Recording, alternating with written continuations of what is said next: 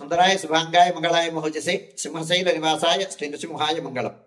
శ్రీ శ్రీ శ్రీ వరాహలక్ష్మీ నృసింహస్వామి వారి సన్నిధానంలో వైశాఖ శుద్ధ పాడ్యమి సోమవారం భరణి నక్షత్రం ఏప్రిల్ 28వ తారీఖు యథావిధిగా 4 గంటల నుంచి 4:30 గంటల వరకు సుప్రభాతం, 4:30 నుంచి 6:30 గంటల వరకు ప్రాతరారాధన.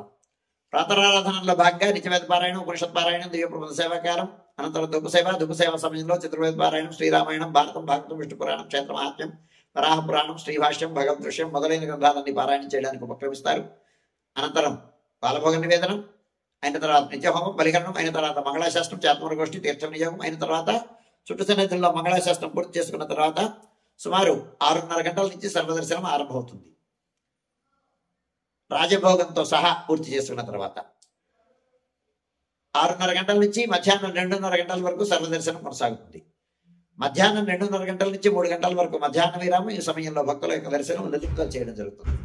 మధ్యాహ్నం 3 గంటల నుంచి రాత్రి 7 గంటల వరకు సర్వదర్శనం కొనసాగుతుంది. 7 గంటలకు దర్శనం నిలుపుదల చేస్తారు. అయిన తర్వాత రాత్రి ఆరాధన.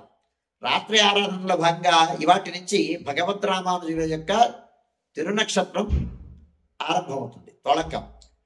ఆ ప్రయుక్తమైనటువంటి నారాయణ దివ్య ప్రబంధ సేవాకాలం జరుగుతుంది.